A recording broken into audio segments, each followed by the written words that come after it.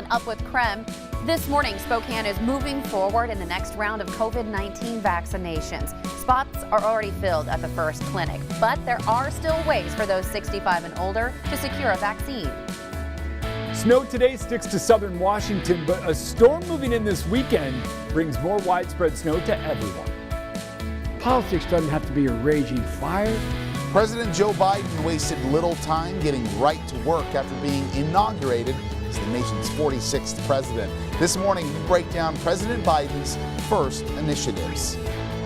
Politics wasn't the only hot topic at the inauguration. What outfit everyone is talking about this morning.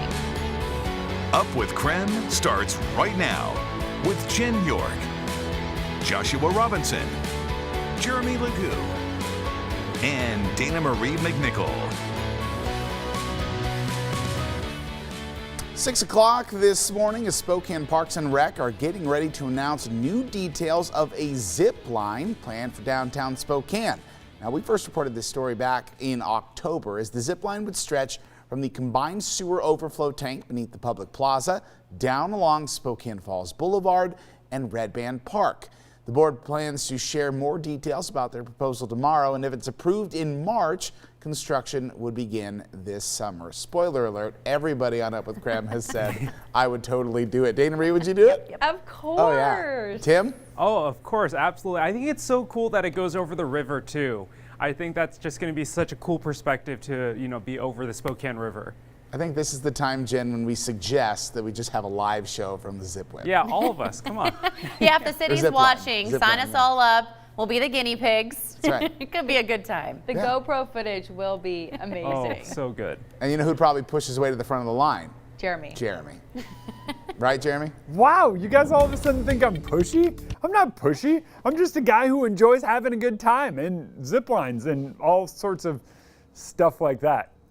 Hey, we actually started the show looking at Bernie Sanders sitting there. I think I own more coats than Bernie Sanders. That's your fun fact on this Thursday morning. Dana Marie, it's Thursday, by the way, so let's do the Thursday morning forecast. 28 degrees under cloudy skies right now, and even as I look up here on South Hill, yep, clouds. All right, not staring off at space, looking at clouds, finding out what they're doing. That's how I give you an accurate forecast. Temperatures trending on the cool side, not quite as cold as we've been earlier this week, and definitely not as cold as we are going to be in the coming days. We have our shift in the weather pattern working its way in, and right now that means snow for southern Washington, and that's scooting its way to the east, and will continue to do so as we head through the day. So expect a little bit of light snow if you're down in places like the Palouse or southern portions of the Idaho Panhandle. That snow doesn't stick around all day. It ends tonight, moves out tomorrow. Everybody gets sunshine. That includes you. Everybody gets sunshine tomorrow. So today, just know that it's going to be a bit cloudy. For us here in Spokane, Coeur d'Alene, North Idaho, even northern Washington, it's all clouds for us as this little storm moves by. All of that snow sticks to our south.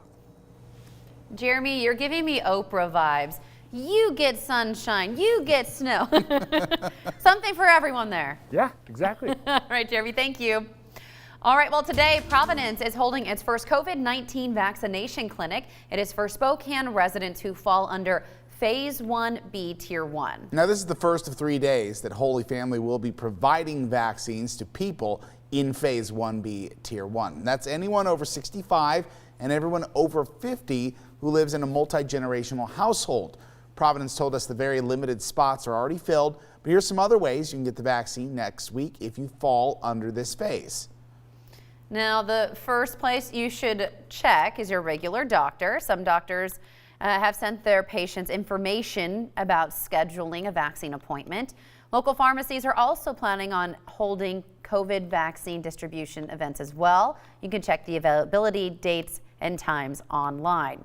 You can also check with a health maintenance organization like Kaiser Permanente. And if you are still not sure where to start, the Washington Department of Health has a phase finder tool. All you have to do is check that on its website. President Joe Biden was inaugurated as the nation's 46th president. At 78 years old, he's the oldest president to ever take the oath of office.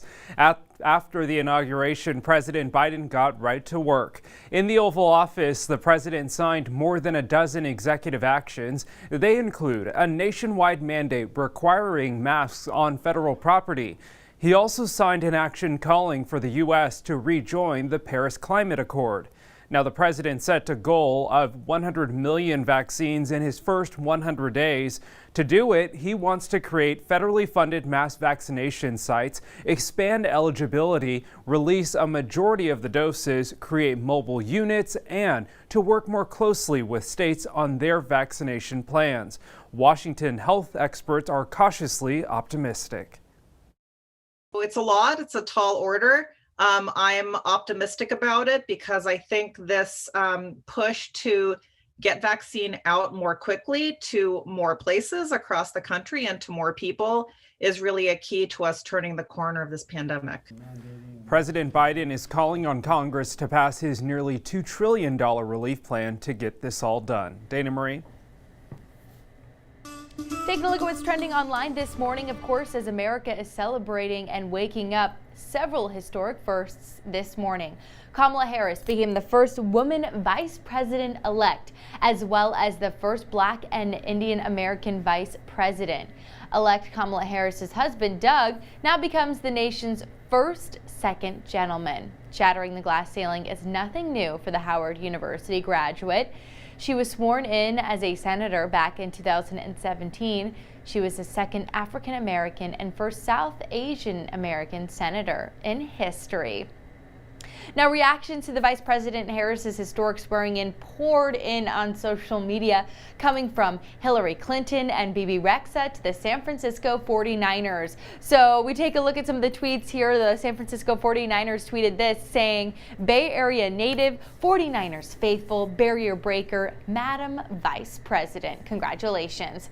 Billie Jean King wrote, "Kamala Harris is the first, but she will not be the last." This writer shared she was listening to her son's first grade teacher talk about the inauguration, and after asking why today is special, a little girl said, because, quote, "we're getting our first woman vice president." And today, Vice President Kamala Harris is expected to read a letter from her predecessor.